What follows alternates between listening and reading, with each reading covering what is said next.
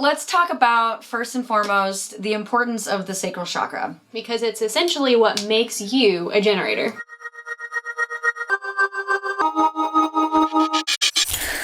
Yes. 70% of the population is a generator because you have your sacral center defined. A generator or a manifesting generator. Exactly. Yes. So 35% of each, roughly, plus or minus. And if you look at the image that we have here, you will see that if you have this box colored in red in your chart, then that means that you have a very consistent energy of the second chakra, the sacral center. Yeah, and this makes you very self-aware of your own desires and the things that light you up. It gives you this ability to play with life and really dance with your desires and respond to the things that really light you up. And this is how you literally generate energy to give back to the rest of the world. Yes. In traditional chakra awareness, information, literature, the second chakra is literally the life force energy. It's all about sexuality, procreation. The first root chakra, it's 1 + 1 = 2, and so it's meeting of the other.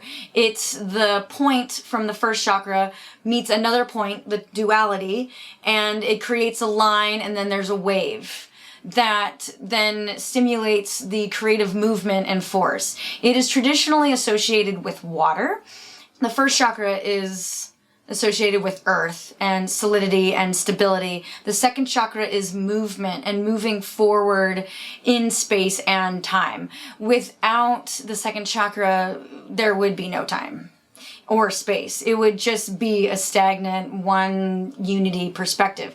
With the second chakra, there is polarity and there's duality and there is I and other. And it's usually at this stage of development that when the second chakra starts to develop is when infants start to realize that there's a separation between them and their parent or them and the rest of the world.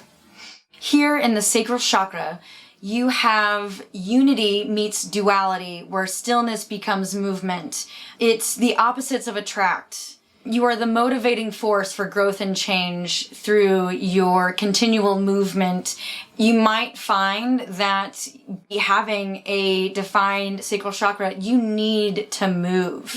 Like your body requires movement in order to be healthy, and you need to expend that energy daily so that because you will constantly be replenishing that energy when you wake up. Like you sleep and then you wake up and that energy gets replenished. Also with this chakra, it's all about going with the flow, letting go of what was past and moving forward into the next thing.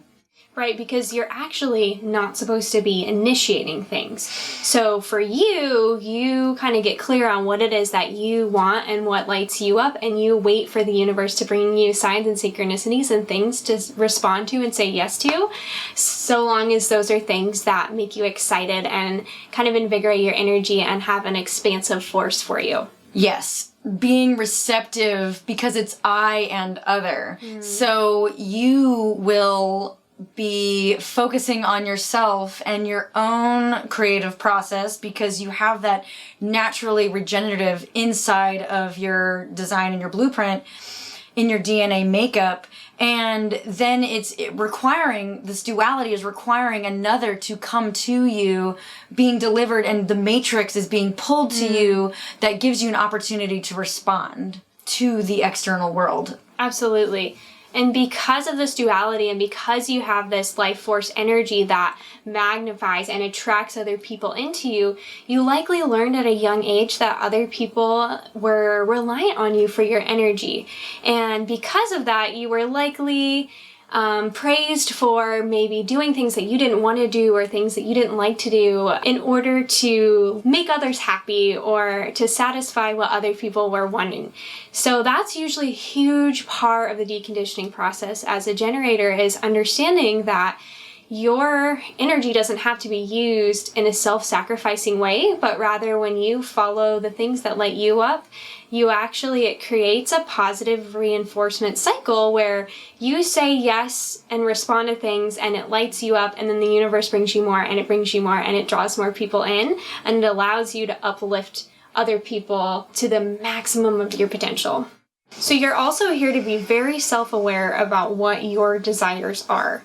You, in a sense, it's really, really magical to be a generator because you essentially get to kind of dance with life and like blur the lines between work and play and inspire the rest of us to live our dream life. But also kind of the downside to that is that delayed gratification can be really, really hard for a generator. And that's because if you're doing something that doesn't bring you that instant gratification, then it kind of burns your energy. Okay, so what does it mean to respond to the universe? What does it mean to respond to what the universe brings to me or your external circumstances? For you, you are literally a magnet. That sacral center draws things to you because it is a full enveloping aura. Your aura draws people in and attracts those things that you are thinking to you if it's in alignment with your body and your energy. Yeah. So whether it be people and relationships, opportunities, certain situations, different environments, maybe it's a house you're looking for, but basically the universe brings those things to you.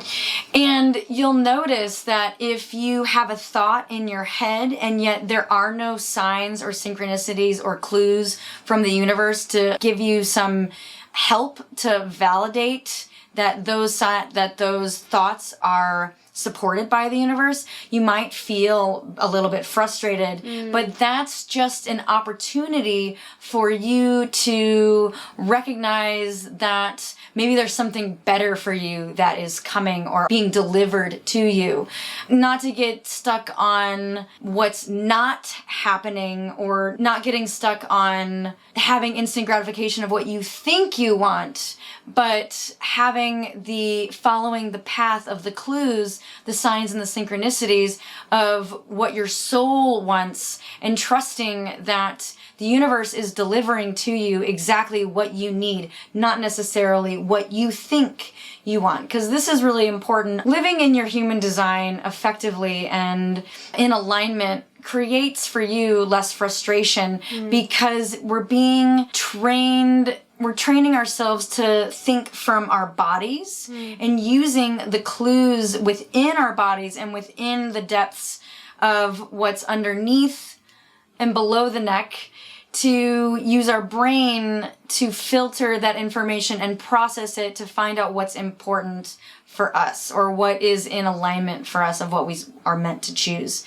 Frustration can also be the literal frustration or stuckness of energy within your body. And usually this is a sign that you're unable to use your energy because for whatever reason, energy is stuck within you and you're not feeling like you're getting things that you can respond to and say yes to. And usually this is a good time to look within and ask yourself, if there's maybe a lot of things that you have been saying yes to that should be no's, because essentially when you're full of doing things that aren't in alignment with you, then it dulls your ability. It basically takes up too much space within your aura and it dulls your ability to recognize and create space for something else to come into your life, even if that thing is in alignment for you. Absolutely. And this is where it's really important, to use your authority as well, whether it's like emotional or sacral authority. But either way, you're going to have a really defined sacral response of something is either going to bring you basically expansion within your body, or it's going to feel like it's there's a withdrawing sensation. Mm-hmm. Yeah. Good questions to ask yourself when given an opportunity to respond to something. Is this lighting me up? Is it causing a sense of dread? Does it make me excited? Yeah. Does it light me up? Because if the answer is no or maybe, then it's a no. Right. Usually it's a no. When that first initial response, it's that gut intuition. It's like, that phrase is go with your gut.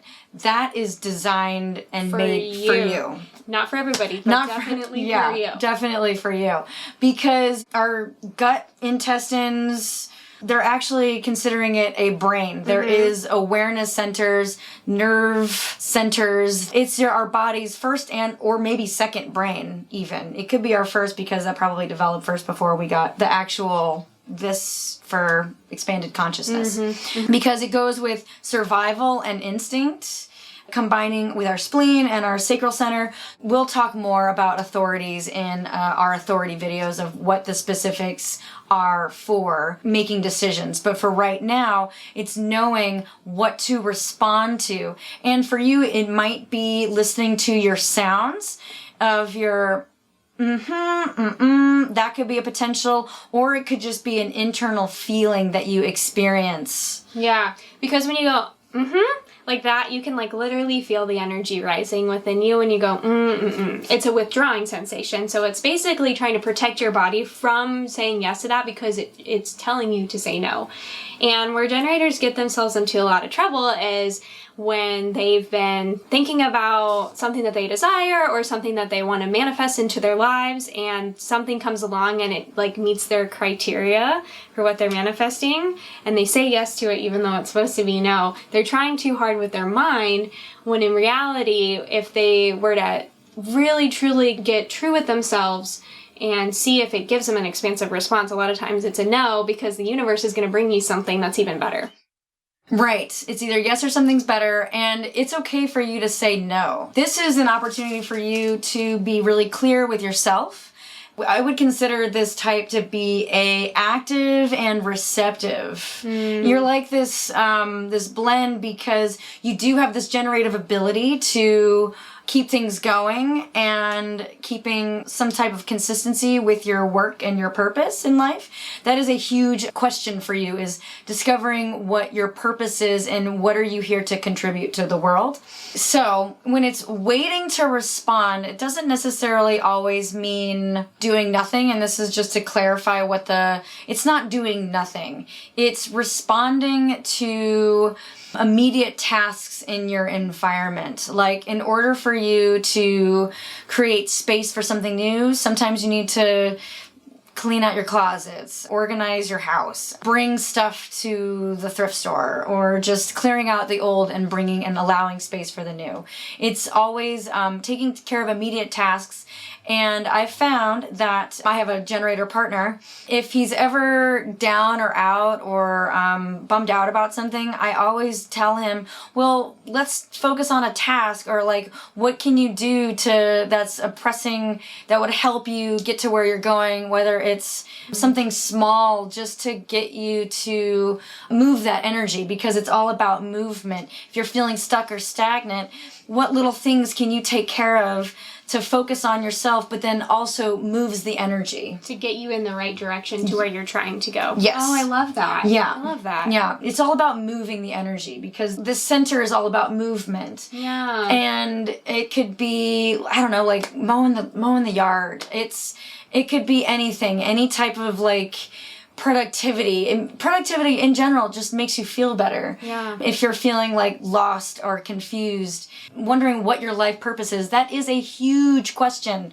to ask yourself. And notice that you might not always feel like you have that answer, or it isn't being revealed yet. And so that might feel a little bit defeating, because that instant gratification, you think that you need to have it right now and you need to know, but know that the universe works in baby steps. Mm-hmm. There are lots of baby steps that need to happen, and it's stepping one foot in front of the other and keeping that movement and that momentum going in order to stay fluid and release the stagnancy and the frustration that comes along with the energy signatures of this type. And your sign that basically when you're following your strategy and authority and you're living in alignment, basically your sign is satisfaction. A deep contentment and excitement about life. It's funny because I used to think satisfaction sounded like it was just mediocre, but I had a client who is a generator, and I worked with him for several months. I helped him return to his sport. I remember the first day that we got him back to running, he had been asking me for weeks if he was going to run again. And it was the day that we got him back to running, and after he did a little bit of jogging, like I could tell that he was really excited and really lit up, and I asked him if he was happy, and he just looked at me with a little smirk on his face and said, "Yep, I'm satisfied." And it was in that moment that I really felt that satisfaction is like this really deep peace and acknowledgement of the perfection of the moment when you're really living in alignment. Yeah, it's living moment to moment. So it's the point to point, and then it moves to the point, and then it moves to the next point, and then to the next point. So there's this movement that connects the energy, but it's always the next now moment. One of the things that makes you unique is that you really are focused on yourself and your self-expression and what your contribution as your own individual being and yourself provides for the world. You get to reach enlightenment and utilize your design by focusing on what brings you pleasure. This is a huge element for the second chakra, sacral center as well, because there is this element called pleasure principle. So when you experience pain and survival, there's this anxiety, there's this like anxiousness, but the pleasure principle creates a safe environment for greater expansion, for higher consciousness, for turning the body into a temple. If you experience pain, you might find yourself wanting to delude your body, like with drugs or alcohol, and that actually might numb out to deal with the whatever trauma that you might have experienced in your life by chance. And so if you find yourself wanting to seek out how to live in a higher expression of yourself, becoming aware of your addictions, because that brings pleasure, you know, but you might not be able to raise your vibration. It's like, oh, it's instant gratification. It might be giving you pleasure in the moment, but in the long term, you might be finding yourself being degraded in your energy or numbing out or not really fulfilling in your potential because you're using this as a crutch. Yeah, I find this to be a huge theme among generators and manifesting generators because they get in a rut, so to speak, and we all have addictions. We all have addictions to things, whether it's drugs, alcohol, or it's just, you know, using Netflix as a way to numb out, for example. Or I'm not gonna lie, I wake up in the morning and I am not maybe the full expression of myself if I haven't had my cup of coffee. But it's those little things that they may not necessarily actually be lighting us up so much as they're distracting us from the things that don't light us up. And so it's really important for us to acknowledge when can we maybe shed those little distractions away to get in tune with and confront the things that we need to clear out in our lives so that we then create space within us to allow the universe to bring us those things that we actually do want. Yeah, so much about the movement is clearing, keeping things flowing, fluid, the fluidity of this center. Clearing out and paving way for new things to take residency within yourself. Letting go and going with the flow. Yeah. And it's not to say that having like one drink here and there with friends and stuff like is a bad thing. It's just like something to bring to your awareness because it's a common theme and it's something that can, when used in excess, it can dull your power. Yeah, just open invitations for you to see where that information lies within your experiment.